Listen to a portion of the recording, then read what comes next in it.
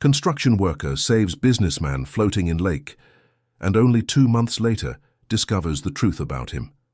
Derek Johnson never imagined that his morning run along the shore of Lake Washington would change his life forever. At 35 years old, he had been working as a construction worker for 15 years and was used to the heavy routine of carrying bags of cement and mixing mortar, but running at dawn was his only moment of peace. That's when he saw the man in a dark suit floating face down in the murky water. Without thinking twice, Derek threw his cell phone on the grass and dove in fully clothed. The body was heavy, unconscious, and it took a tremendous effort to drag him to the shore. "Sir, sir, wake up!" Derek shouted as he performed the chest compressions he had learned in a company first aid course. The man started coughing up water. His eyes opened slowly. He must have been around 50. With graying hair combed back and even soaking wet, you could tell he was someone important. The suit was expensive. The watch on his wrist seemed to cost more than Derek's salary in a year. "Thank you," murmured the businessman, still gasping for air. "You saved me." "Are you hurt? Do you want me to call an ambulance?" asked Derek, concerned. "No need. I'm better already." The man stood up with difficulty, adjusted his soaked suit jacket, and looked around as if searching for something. Within minutes, a black luxury car stopped on the nearby road. A uniformed driver got out in a hurry. "Mr. Harrison, what happened?" "Nothing serious, Michael. Let's go." William Harrison extended his hand to Derek. "What's your name?" "Derek Johnson, sir." "Derek, thank you again. I won't forget this." The businessman got in the car and drove off, leaving only the smell of leather seats in the air. Derek stood there, still wet, trying to understand what had just happened. He looked at his own construction company uniform, all dirty with mud, and realized he was late for work. At the construction site, the foreman, Old Man Jones, didn't even want to hear the story. "Making up excuses now, Derek? Late because you saved some rich guy? What kind of story is that?" "It's true, Old Man Jones. You can check. There are cameras in that part of the lake." "I don't want to hear any stories. Get to work." Derek spent the day carrying bricks and thinking about the strange encounter. Why was a businessman floating in the lake in the early morning? Was it an accident? His clothes were all neat, as if he had suddenly fallen into the water. When he got home in the late afternoon, he found Ashley, his wife of 5 years, sitting at the kitchen table with a stack of bills in front of her. "How was work today?" she asked, without looking up from the papers. "Something strange happened, Ashley. I saved a man who was drowning in the lake." Ashley finally looked at him. "Really? And what was he doing there?" "I don't know. He was a businessman, well-dressed. Looked to be about 50. "A businessman? And did he give you anything? At least buy you lunch?" "No, Ashley, he just thanked me and left." She sighed and looked back at the bills. "Derek, the electric bill is overdue. The mortgage payment is too, and I'm 3 weeks late." Derek's heart raced. 3 weeks late for what? My period. I think I'm pregnant. The world seemed to stop. Derek sat in the chair next to his wife and held her hand. "Are you sure?" "Pretty sure. I'll take the test tomorrow." They sat in silence for a few minutes, looking at the bills spread out on the table. A baby meant more expenses, more responsibility. A construction worker's salary was barely enough for the two of them. "It's going to be okay, Ashley. We'll manage." "How, Derek? With what money?" He didn't know how to answer. The next day, Derek arrived at the construction site earlier than usual. He wanted to talk to Old Man Jones about a raise or at least some overtime hours. But when he stepped onto the flower bed, he saw the foreman talking with the construction company owner, Mr. Thompson. "Derek, come here," shouted Old Man Jones. His tone was anything but friendly. Derek walked slowly, already sensing trouble. "Mr. Thompson wants to speak with you," said the foreman, avoiding looking Derek in the eye. The construction company owner was a short man, about 60 years old, always in a bad mood. He looked Derek up and down before speaking. "Johnson, unfortunately, we're going to have to let you go." "Let me go? Why, Mr. Thompson? Did I do something wrong?" "The company is going through some difficulties. We need to cut costs." "But, sir, I've worked here for 3 years. I've never missed a day, never caused any trouble. The decision has already been made. Jones will settle your accounts." Derek stood still, not understanding. Other laborers who had worked there for less time were still on the job. Why him specifically? "Old man Jones, can you explain this to me? What's going on?" The foreman looked away. "I don't know, Derek. Orders from above."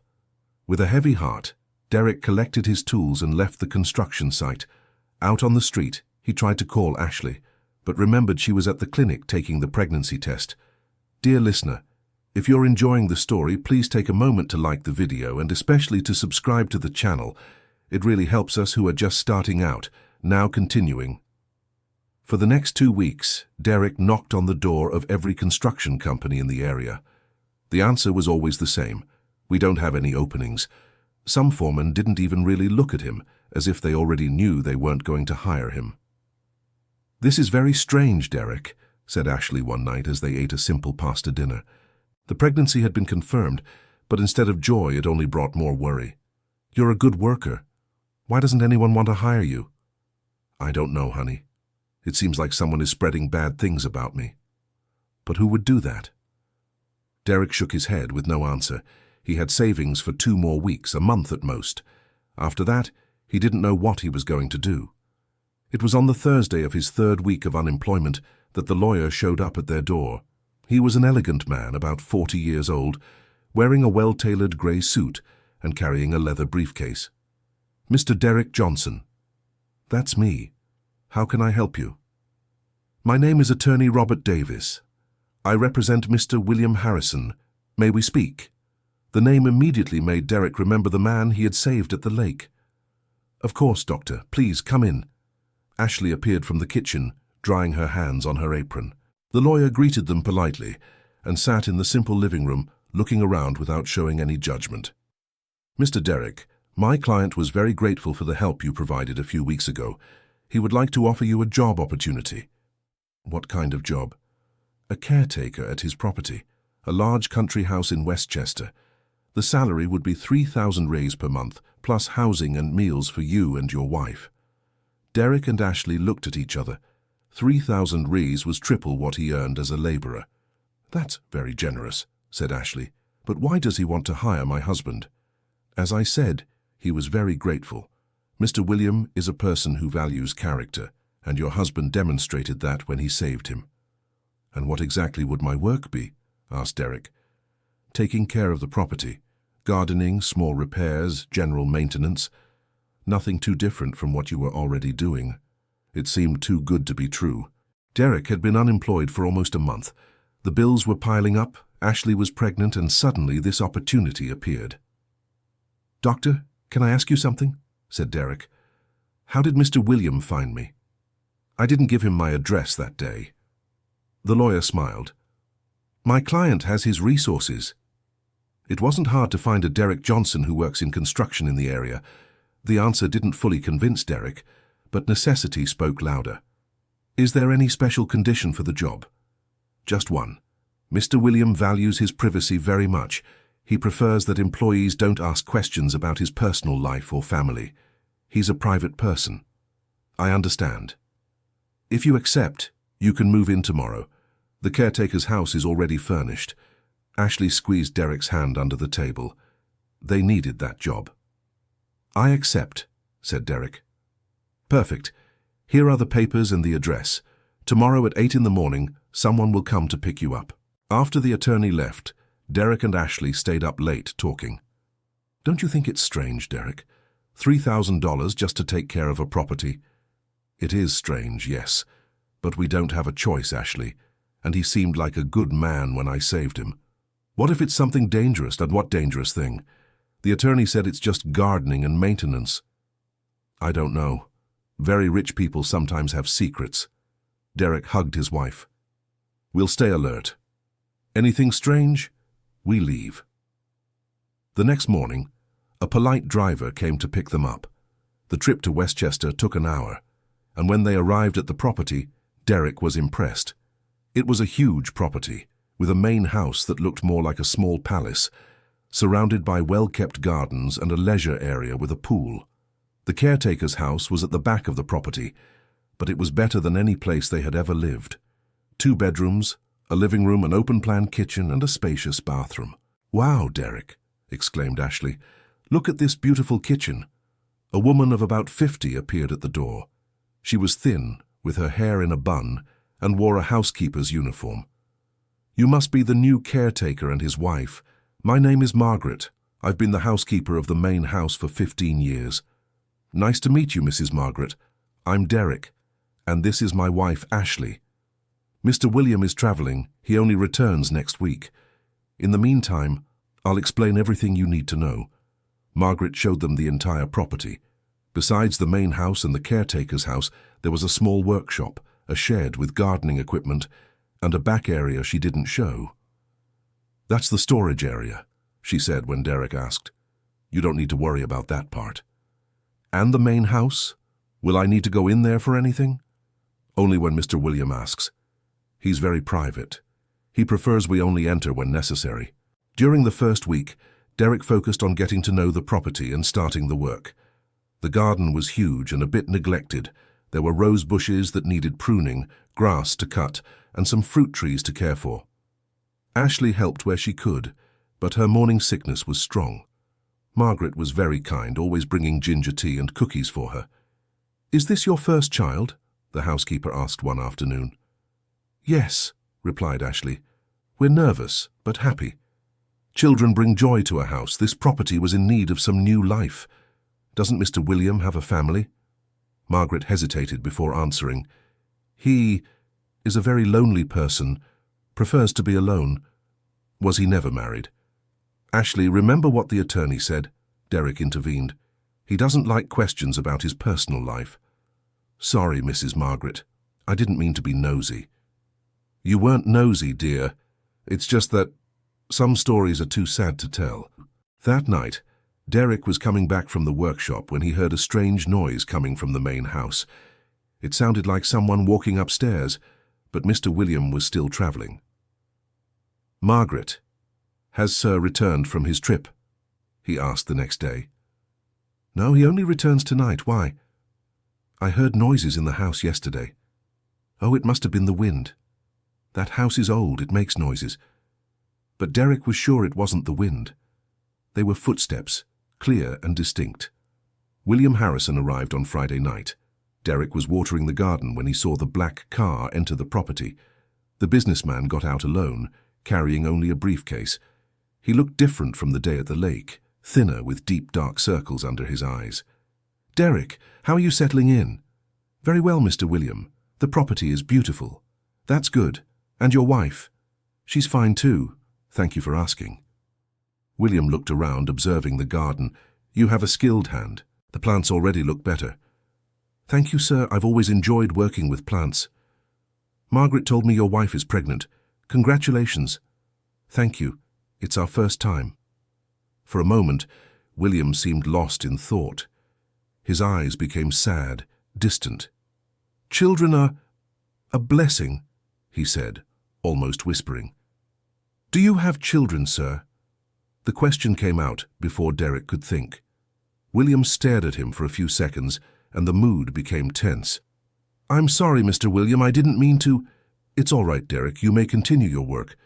The businessman entered the house without another word. That night, Derek told Ashley about the conversation. "Did he act strange when you asked about children?" "He did. He seemed sad. And Margaret also said that some stories are too sad to tell." "Do you think he lost a child?" "I don't know. But it's better not to ask any more questions." Over the weekend, William barely left the house. Derek would sometimes see him at the office window, always alone, shuffling papers or staring into space. On Sunday morning, Derek was pruning the rose bushes when he heard a heated argument coming from the main house. It was William on the phone, very upset. "I already said I don't want to know," he shouted. "It's been 30 years. 30 years. When will you understand that I don't want to search anymore?" Derek tried not to listen, but his boss's voice was very loud. "I don't care if they found new clues. I don't care. That boy doesn't exist for me anymore." The conversation stopped suddenly.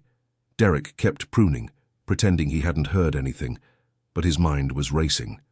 What boy? What clues? What happened 30 years ago? Dear listener, if you are enjoying the story, please take a moment to like the video and especially to subscribe to the channel. It really helps us who are just starting out, now continuing. On Monday, William left early and only returned late in the afternoon. He seemed calmer but still distant. During the dinner that Margaret served him, Derek was organizing the tools in the workshop when the businessman appeared.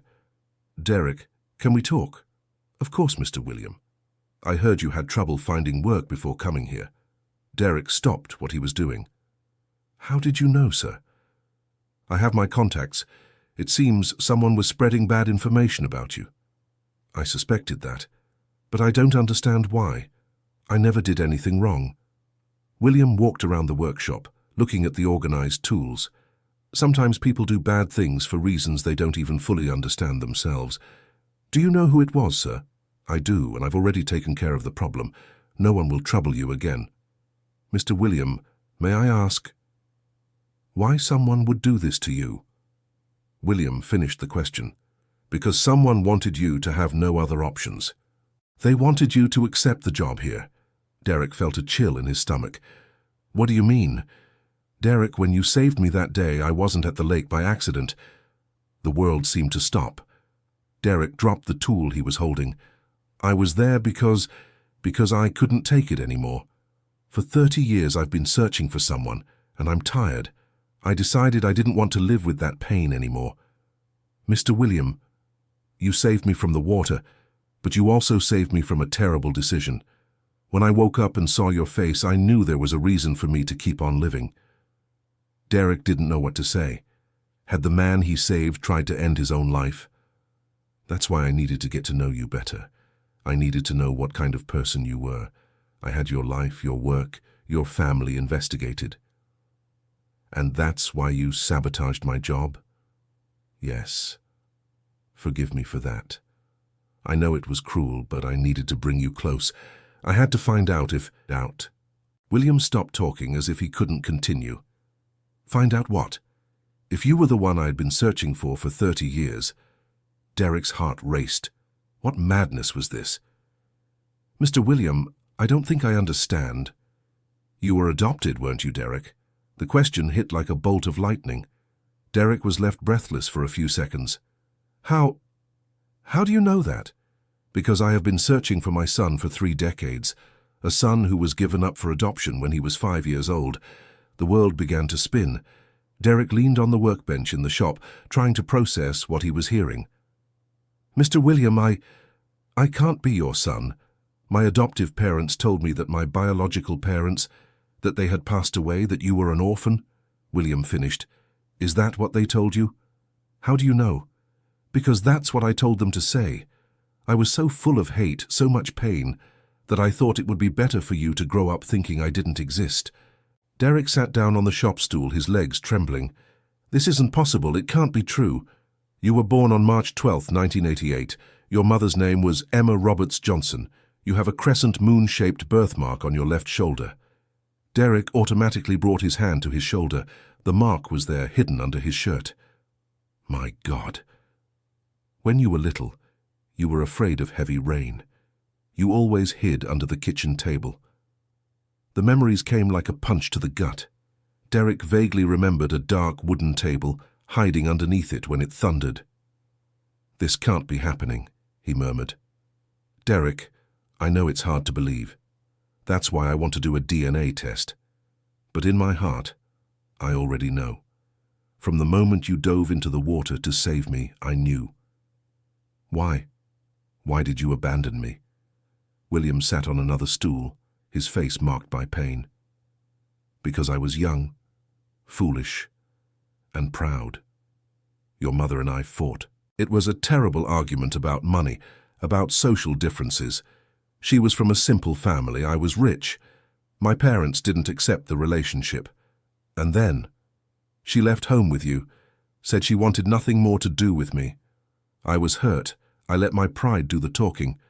I thought she would come back, that she would look for me when the money ran out.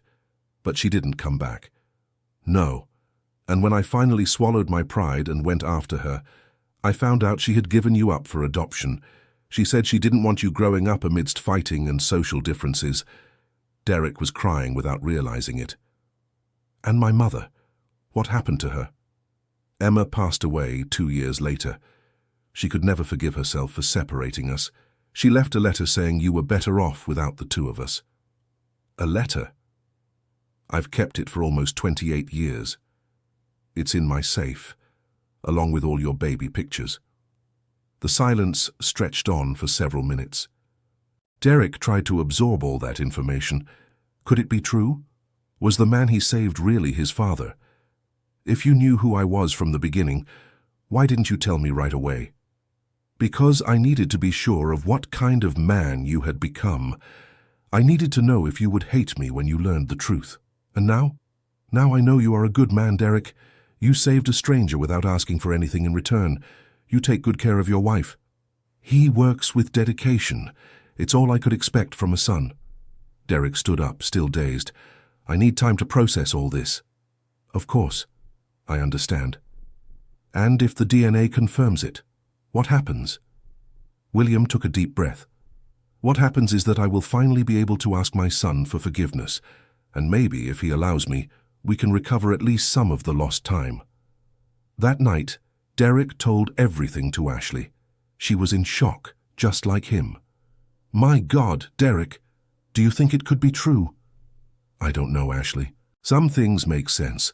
The birthmark, the memories of the table. And if it is true, what are we going to do? I don't know. I grew up hating my biological parents for abandoning me. Now I find out that maybe it wasn't quite like that. Do you want to take the test? I think so. I need to know the truth. The test was done at a clinic in New York City the following Tuesday. William insisted on going along, but they remained silent the entire trip. The results would be ready in a week. During those 7 days, their interactions were strange. William tried to get closer, telling stories from Derek's childhood, showing old photos. Derek listened to everything with interest, but kept a certain emotional distance. This was your favorite toy, William said one afternoon, showing a red plastic fire truck. I vaguely remember it. You used to say that when you grew up, you would be a fireman to save people. Derek smiled for the first time in a week. And I ended up saving you. You ended up saving your father, William corrected, his eyes watery. On Friday, the result arrived.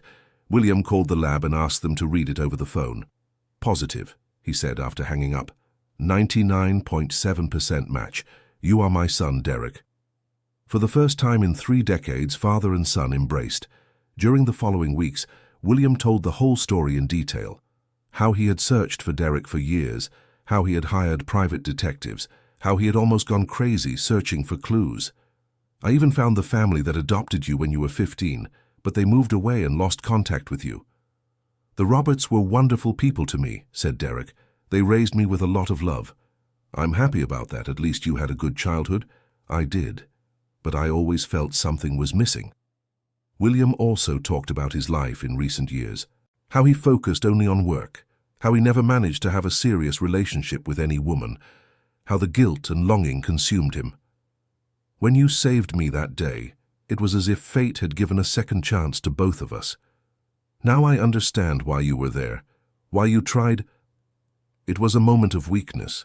I was returning from yet another meeting with detectives who had found nothing. I thought I would never see you again. Dear listener, if you are enjoying the story, please take a moment to leave a like and especially to subscribe to the channel. It really helps us who are just starting out. Now continuing. Ashley, who was in her 5th month of pregnancy, adapted well to the situation. William treated her like the daughter he never had, always asking about her health and the baby. You're going to be a grandfather, Mr. William, she said one afternoon. Please, just call me William. Or even better, call me Grandpa. Everyone laughed. It was the first time William seemed truly happy since they had met, but not everything was perfect. Derek still felt anger about the lost time, the lies, the abandonment. I understand your anger, son, William said one evening as they walked through the garden. I'm also angry with myself. Why didn't you look for me sooner? Why did it take so long? Because I was a coward. I was afraid of finding you and discovering that you hated me. I'd rather live in uncertainty than face possible rejection. But what if I had been in need? What if something had happened to me? That was the torture of my life. Not knowing if you were okay, if you needed anything, if you were alive, or... William couldn't finish the sentence. I monitored your life from a distance. I always knew where you lived, where you worked. When you were fired from the first construction company 2 years ago, I was the one who got you the job at the second one. Derek stopped walking. What do you mean? I always took care of you, Derek, from afar without you knowing. When you got sick, I paid for the doctor. When you needed money to marry Ashley, I was the one who got you that loan at the bank that you never understood why it was approved. You were controlling my life. I was protecting your life. There's a difference. No, there's no difference. You had no right. The argument heated up. Derek felt violated, manipulated. William tried to explain that everything was done with love, but Derek didn't want to hear it. I need some time to think, said Derek. We'll stay at the caretaker's house, but I don't want to talk for a few days. William agreed, respecting his son's space. For a week they greeted each other politely but without long conversations. Ashley tried to mediate the situation, but Derek was determined to keep his distance. It was Margaret who opened his eyes. Derek, may I have a word? Of course, Mrs. Margaret.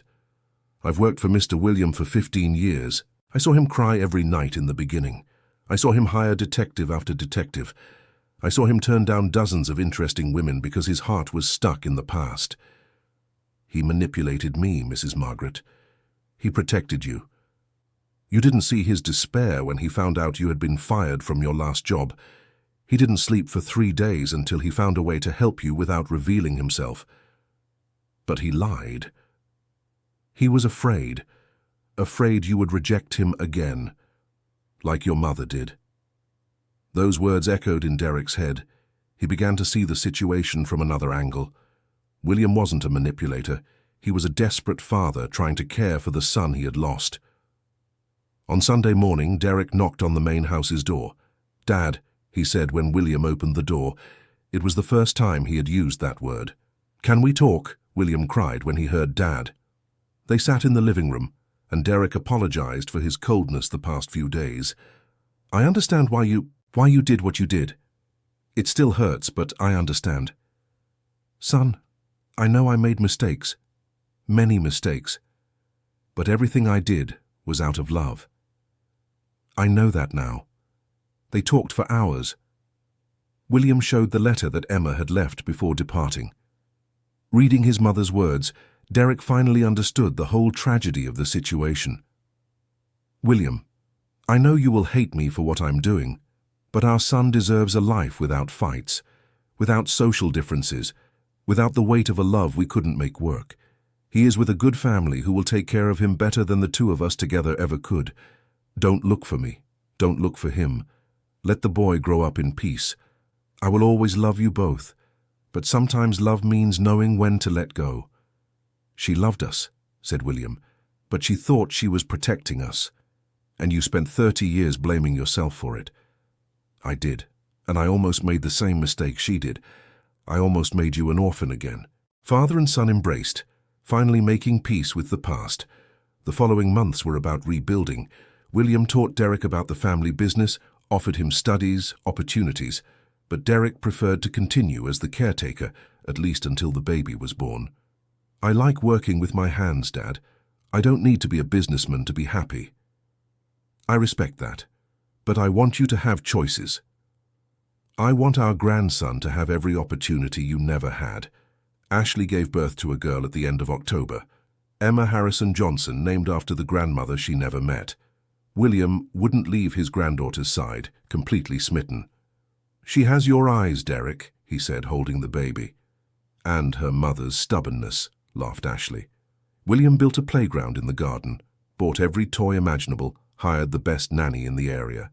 But what he enjoyed most was sitting on the porch of the caretaker's house in the late afternoon, watching Derek play with his daughter.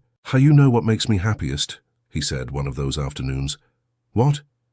Seeing that you're a better father than I was. that this curse of fathers abandoning their children died with our generation. You didn't abandon me, Dad. You got lost, but you didn't abandon me. Thank you for saying that, son. 1 year after Emma's birth, William made a proposal to Derek. I want to turn part of the property into a vocational training centre.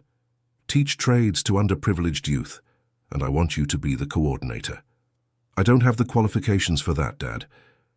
You have something better than qualifications, experience. You know what it's like to be poor. You know what hard work is. You know the value of an opportunity. Derek accepted. The centre opened in March on his 37th birthday. They taught carpentry, gardening, basic electrical work, plumbing. William paid for everything, but Derek was the one running it. "This is my son," William would say proudly to visitors. "He saved my life in 2 different ways." "How so?" "First, he pulled me from the water when I was drowning.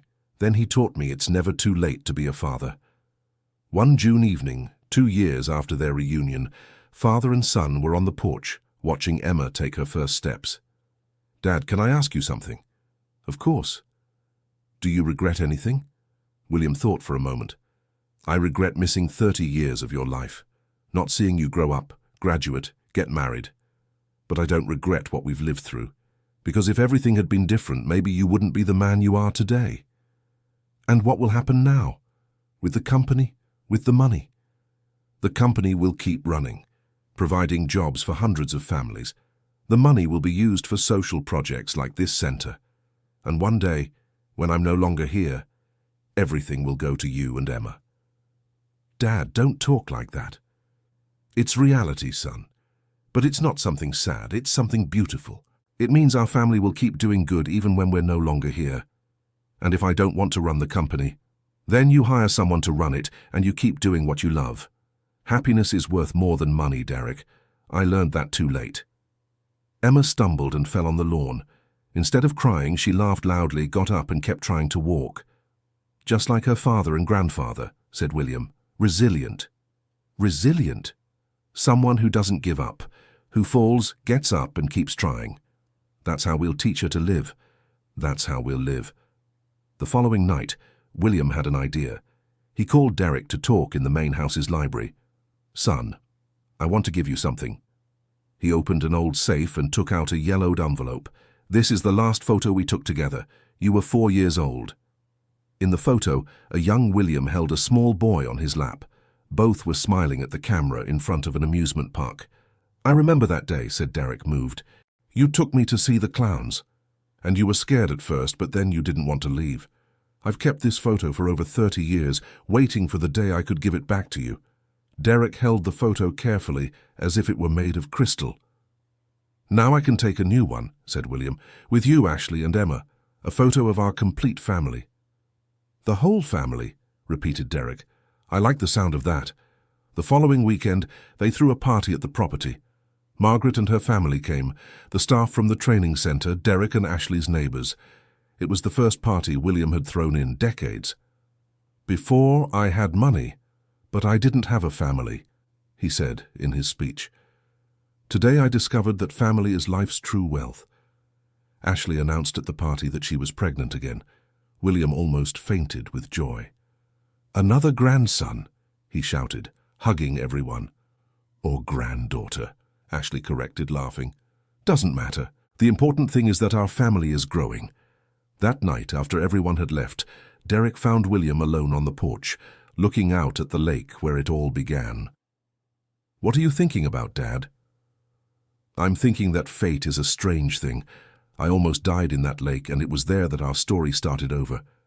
"It wasn't fate," said Derek. "It was love, a son's love, that wouldn't let his father give up on life. Even without knowing I was your father. Especially without knowing.